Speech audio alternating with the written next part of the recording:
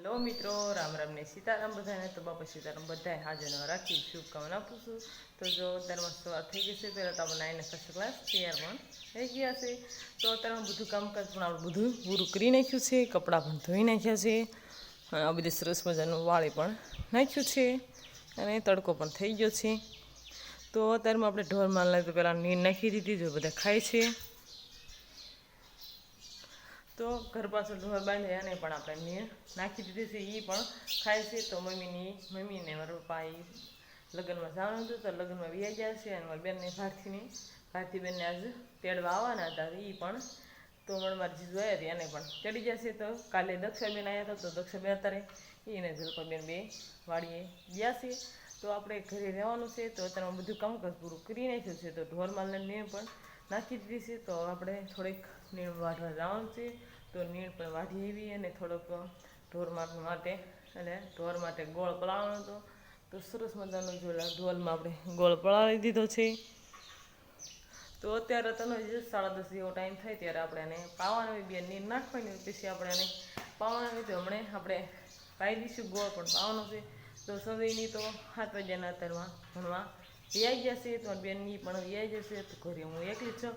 તો આપણે નીણ વાઢવા જવાનું છે. તો નીણ વાઢવા આપણે જવા દેવી અને પછી ત્યાં મને ઘડીક નીણ વાઢો ઘડીકમાં ટાઈમ હોય છે કે ખબર ન રહે. તો પછી હમણાં ઘડીકમાં બપોર થઈ જશે.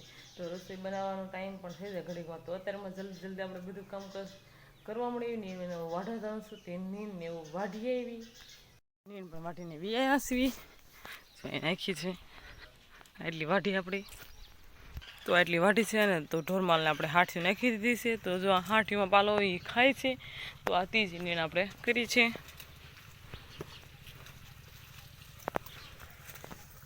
એટલી આપણે જો ઝાર વાઢી છે.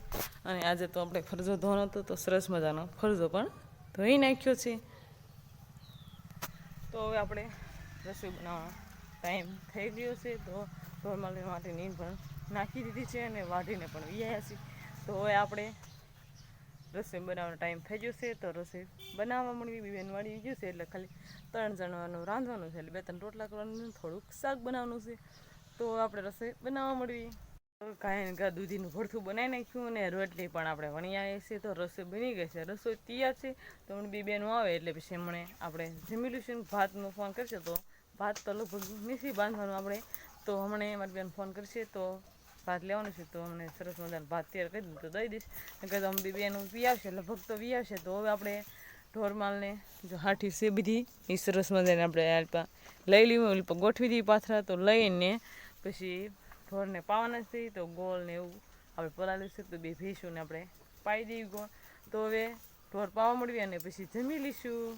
તો જો રસોઈ બની ગઈ છે. તો સરસ મજાનું આપણે દૂધીનું ભરથું બનાવી દઉં ને આ સરસ મજાની ઘઉંની રોટલી છે અને આમાં સાઈઝ છે. તો હવે આપણે જમવાનું છે. તો જમી લીધું, ઢોર પાઈ દીધા. તો જમી લેવી અને અમારા જલપાબેનને રાજકોટ જવાનું છે. કાલે દોડ છે એટલે હમણાં તૈયાર થાય છે ને હમણાં રાજકોટ પીયા જશે. તો એને જમી લીધું છે. તો આપણે જમવાનું છે. તો જમી લેવી. તો આપણે જો બપોર બેસીના આપણે એમ કહેવાય કે ઘઉં વાઢવાના હતા, તો ઘઉં વાઢી નાખ્યા છે અને બધા ઘઉં પણ વઢાઈ જશે. તો આપણે ખાલી એને ભેગા કરવાના હતા, પાળિયા કરવાના હતા. તો સરસ મજાના ઘઉં પણ આપણે ભેગા કરી નાખ્યા હતા. આપણે કાંઈ ફોન પાડીએ લઈ ગયા હતા.